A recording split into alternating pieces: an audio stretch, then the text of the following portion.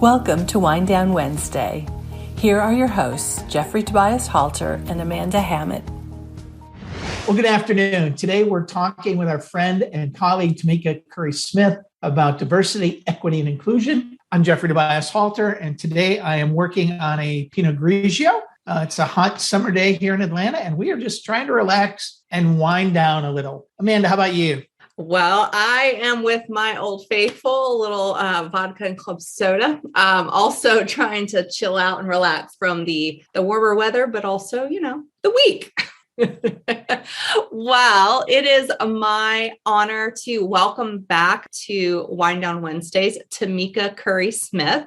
We spoke with her previously, one of our very first episodes about returning to the office, along with DEI and HR trends. And you're going to find those episodes in the archives. But we actually recently had her on to discuss her current work and where she is and where we're going with DEI these days. But Tamika Curry Smith is a global HR and diversity, equity, and inclusion, executive who is currently the Chief Diversity Officer at ARM Limited, the world's leading semiconductor IP company. She is also an advisor to Goldman Sachs, where she works with early stage companies in Goldman's asset management division portfolio. Prior to her current roles, Tamika has experience leading DEI at Nike, Mercedes-Benz, Target, and Deloitte. She is a lifetime member of the National Black MBA Association and currently serves on the Alumni Board of Governors at the Ross School of Business, as well as the Kellogg School of Management Inclusion Coalition.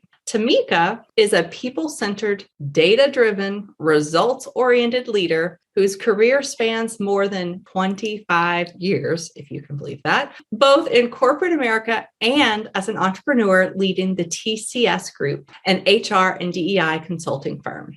Tamika, welcome back to Wind Down Wednesday. What are you winding down with today? Well, first of all, thanks for having me back. It's always great to talk to you too. And this time I am going with a red wine. I had a margarita, I think, the first time I came, but this is Unshackled, which is by the Prisoner Wine Company. And it is, they have a whole line and collection of wines that I'm slowly making my way through, but I am really enjoying Unshackled right now. Love it. Love it. All right. So Tamika, let's dive in. We got a lot to talk about.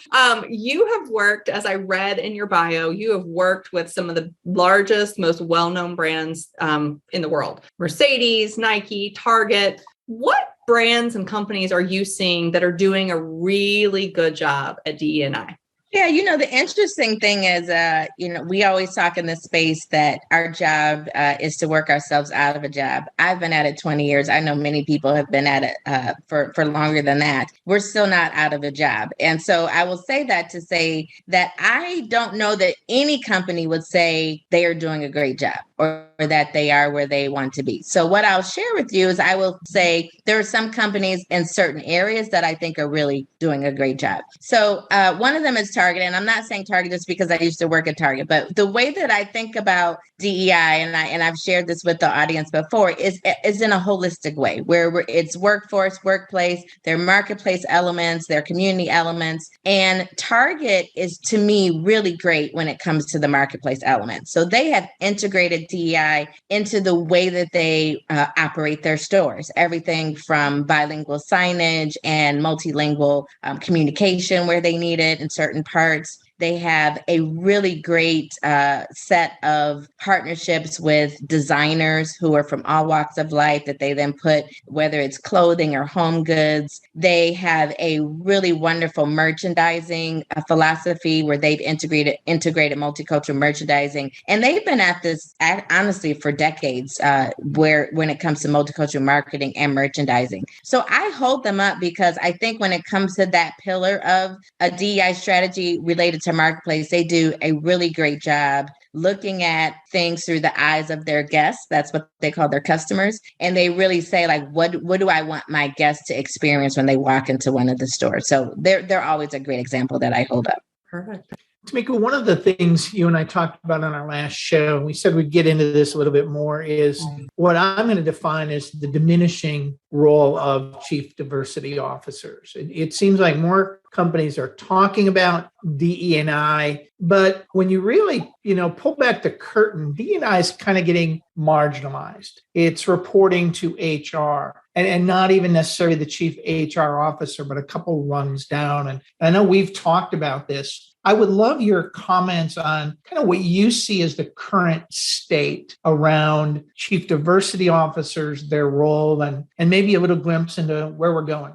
Yes. I mean, you and I are on the same page in terms of our thoughts on this. It's a bit of a paradox because we see more chief diversity officer roles or head of DEI roles than ever before. I think it was, in the top 3 in terms of new roles over the last year or so that are in the marketplace. So we see organizations talking about it and creating roles in ways that they never have before, which you would say, oh, that's a good sign. But like you said, the flip side of that is where are the roles reporting and what is the scope of the person doing the work? And do they have the support and the resources that they need to actually drive change? And that means a team and a budget, et cetera. And so I'm seeing a lot of, I would say still about 2/3 of the roles out there still report into HR. And once again, I'm not here to disparage HR. HR is an absolute critical partner and an important driver when it comes to DEI work. However, DEI work is about much more than HR. As I mentioned before, it's workforce, it's workplace, it's marketplace, and it's community. HR doesn't own all of those things. I like to use this analogy that every company has a CFO or a chief financial officer, but that CFO sets the strategy, sets the financial direction and philosophy of the organization. They are not the only ones responsible for driving the financial ways of an organization, right? Everyone in the company is expected to be good financial stewards. They're expected to follow those financial philosophies and practices, and the strategy of the CFO is something that ladders right up to the CEO and then cascades down in the organization. To me, DEI needs to be viewed in the same way. The CDO sets the strategy, the philosophy, the structure, the frameworks that are used. Everyone has to own that. Everyone has to be responsible for that. And that CDO needs to be at the table with the other C-suite leaders when decisions are being made across the business. If we're trying to drive DEI into an organization and integrate it and operationalize it, the CDO needs to be at the table. That does not happen when the CDO reports to the CHRO. The CHRO is there, but the CDO is not there. It certainly doesn't happen when the head of DI or whatever the title is 2 clicks down and reports into talent or reports into talent acquisition.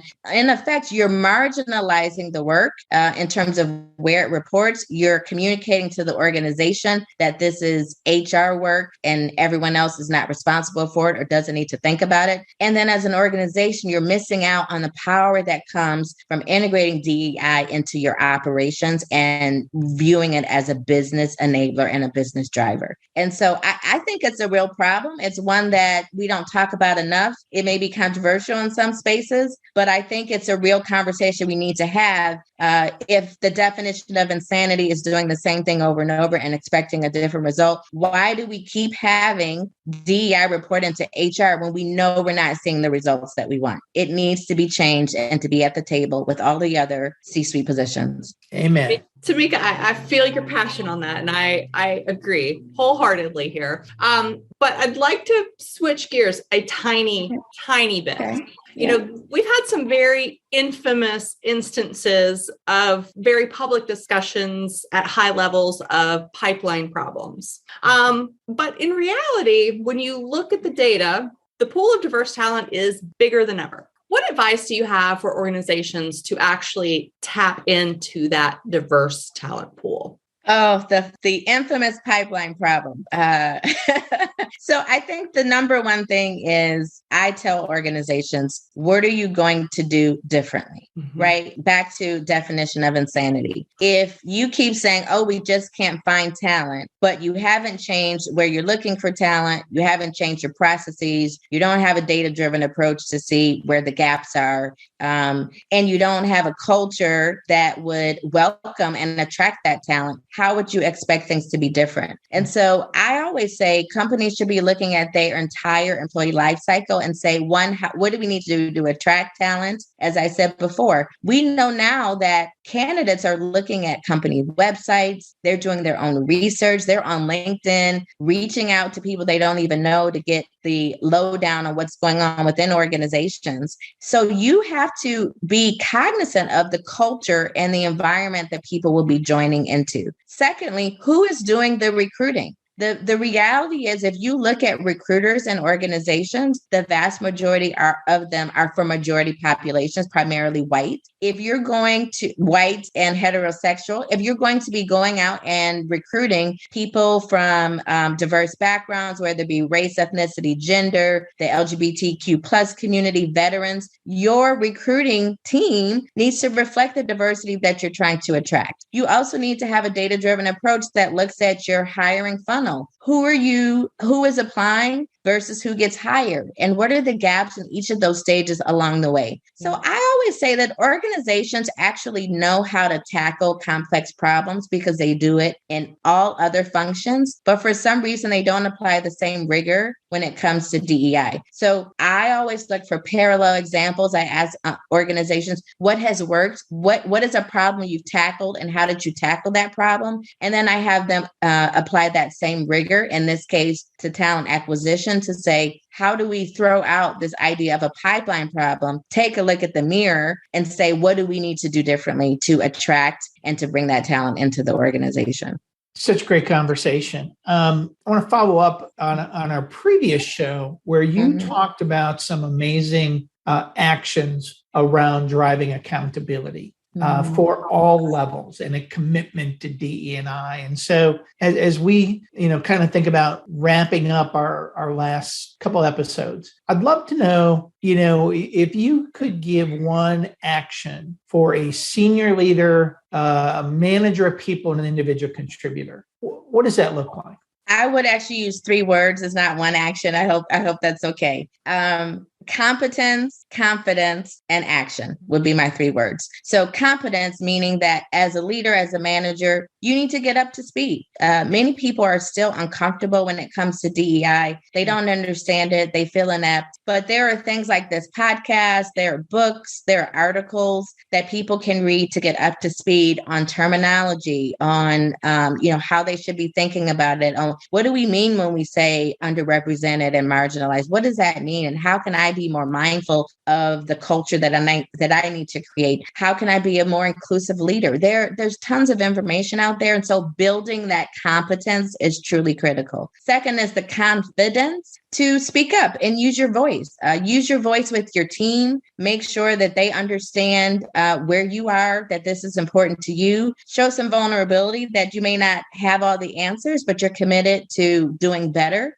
Invite them in to give you feedback and help them be a part of how to create that environment on your team and have psychological safety where you have an environment where people really can speak up. And then I would say the second piece of confidence is using your voice with your peers. It's much more powerful for a peer, another leader, another person on the business side to talk about DEI and the importance of it rather than an HR person or a chief diversity officer. So use your voice and be confident enough to speak up when you see that there's a need for it. And then lastly is take action. And that action can be along a number of ways. I always tell people, sometimes this work can feel daunting because there is so much to do and there's so much progress to be made. But think about your realm of influence. What can you do to drive change and to really achieve progress in your area? How do you bring more diversity onto your team? How do you, as I said before, create an environment that's psychologically safe where people can speak up? How do you think about the products or services that you're responsible for, or who are the business leaders that you interface with on a daily basis? How can you integrate and champion integrating DEI into the work that you do collectively in your ecosystem? If everybody took their own piece of the puzzle and really leaned into this topic, we could complete that puzzle and really drive change. So don't feel like you need to do everything. Do what makes sense and where you can really affect change within your realm of influence. Wow. Well, I hope that every leader that was listening to this or watching this video really took the confidence, and taking action to heart. This work has been going on for too long, and we still have so far to go. So please take Tamika's advice into your heart and to put it into some action for us. Well, Tamika, as always, thank you so much for being on the show. You are just a breath of fresh air with a lot of data-driven information, which I think we all love. And to each and every one of you in the audience, thank you guys for joining us, and we will see you in the very next episode. Thank you. I'm Jeffrey Tobias Halter. Thank you for joining us this week for Wind Down Wednesday. Thank you for joining us for Wind Down Wednesday. If you like this episode, please subscribe to receive more episodes straight to your inbox.